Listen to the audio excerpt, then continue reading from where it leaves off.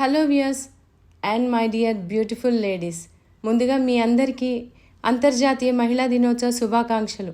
మనలో ఎంతమంది ఒనాక్ ఒబావా అనే పేరు విన్నామో? మీలో కొంతమంది విని ఉంటారు, కానీ చాలామందికి అసలు ఈవిడెవరో తెలియదు. ఒబావా అంటే ఒక మహిళ పేరు, మరి ఒనాక్ అంటే ఏంటి? ఈ ఆస్పీషియస్ డే మనం తనని స్మరించుకుందాం. తను చేసిన వీరోచితమైన పని గురించి తెలిస్తే గూస్ బంప్స్ రావాల్సిందే, మైండ్ బ్లాక్ అవ్వాల్సిందే. తను ఒక సాధారణ గృహిణి, గొప్ప చదువులు లేవు, అలానే పెద్ద యోధురాలు కూడా కాదు.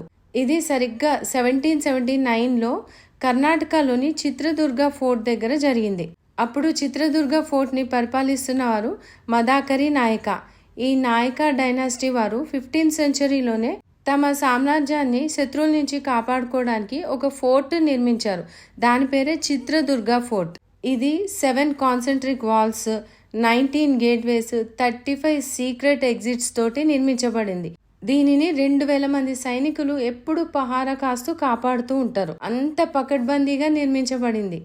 ఈ మదాకరి నాయక అనే రాజు నాయక డైనాసిటీలోనే the last and the best king అన్నమాట. అయితే అప్పటి మైసూర్ని పరిపాలిస్తున్న హైదర్ అలీకి దీని మీద కన్నుబడింది. ఎన్నిసార్లు లోపలికి రావడానికి ప్రయత్నించినా విఫలమయ్యేవాడు. కొన్ని రోజుల తర్వాత అతనికి వేరే వారి ద్వారా రహస్య సొరంగం గురించి తెలిసింది. ఇక ఏముంది, వెంటనే అటాక్ అని తన సైన్యాన్ని తీసుకొని చిత్రదుర్గ్ ఫోర్ట్ దగ్గరికి వచ్చేసాడు. అయితే ఈ రహస్య మార్గం అంటే సొరంగం ఎలా ఉంటుందంటే, ఒక మనిషి నిలబడటం కాదు కదా, కనీసం కూర్చొని కూడా కూర్చోలేడు. అతను ఆ సొరంగంలోంచి వెళ్ళాలి అంటే పాక్కుంటూ వెళ్లాల్సిందే. అదొక్కటే మార్గం. ఇక అక్కడ 2000 మంది సెక్యూరిటీ గార్డ్స్ లో ముద్దాకాలే నాయక్ ఒకడు. అతని భార్య ఓబావా. మరి ఆవిడ పేరు ముందు ఓకాక్ అని. ఏంటి ఓకాక్ అంటే రోకల్ బండ అని అర్థం. రోజులానే ముద్దాకాలే హనుమాన్ నాయక మధ్యాహ్నం 1:30-2 ఆ ప్రాంతంలో పక్కనే ఉన్న తన ఇంటికి భోజనానికి వెళ్ళాడు. అతను భోజనానికి రాగానే ఒబావాకి ఇంట్లో మంచినీళ్ళు లేవని గుర్తొచ్చింది. బావి దగ్గరికి వెళ్ళి నీళ్లు తీసుకొస్తా అని చెప్పి బయటికి వచ్చింది. తను అలా నీళ్లు తోడుతున్నప్పుడు తనకి ఎక్కడి నుంచో అలికిడి వినిపించింది. ఏదోలే అనుకుంది, కానీ అలికిడి విపరీతంగా వినపడుతుంది. తను అదేంటో తెలుసుకోవాలని వెతుకుతుంది. వెతికేసరికి ఓ చిన్న సొరంగంలోంచి ముందుగా చేతులు బయటికి వచ్చాయి. ఆ తర్వాత చిన్నగా తల బయటికి రావటం మొదలుపెట్టింది.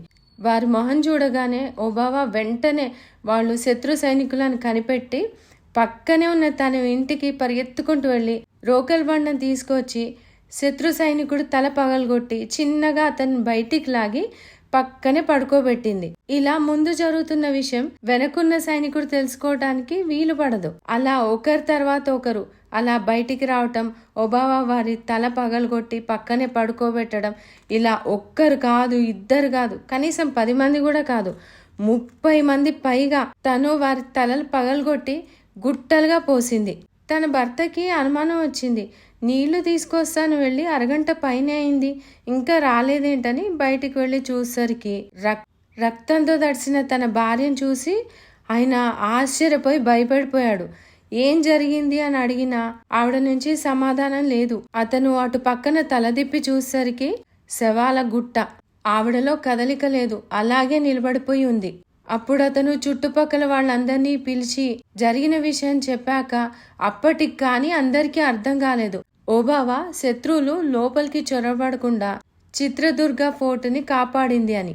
అలా ఒనాక్ అంటే రోకలి బండని ఆయుధంగా చేసుకొని పోరాడింది కాబట్టి తన పేరులోనే ఒనాక్ అనే బిరుదు వచ్చింది.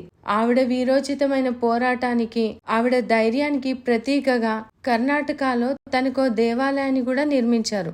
ఆవిడ గుర్తుగా ప్రతి సంవత్సరం ఆ గుళ్ళో వేడుకలు కూడా చేస్తారు. ఈవిడ ఒక ఝాన్సీ రాణి, రుద్రమదేవి కంటే ఏమీ తీసిపోలేదు కదా. కానీ ఇక్కడ సాడ్ పార్ట్ ఏమిటంటే ఆవిడ అదే రోజు చనిపోవటం. ఎందుకు అంటే ప్రతి స్త్రీ మనిషికి జన్మనిస్తుంది.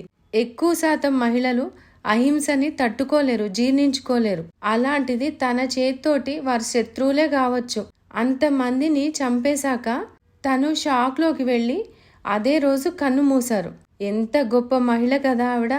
నాకు తెలిసి ఇక నుంచి మీరు కూడా వీర వనితల గురించి తలుచుకునేటప్పుడు ఒనాక్ ఒబావా తప్పనిసరిగా మీకు గుర్తొస్తారు. ఆ సొరంగానికి కూడా ఆవిడ పేరే పెట్టారు, ఓనాక్ ఓబావా కిండి. కిండి అంటే సొరంగం. ధన్యవాదాలు. జై హింద్.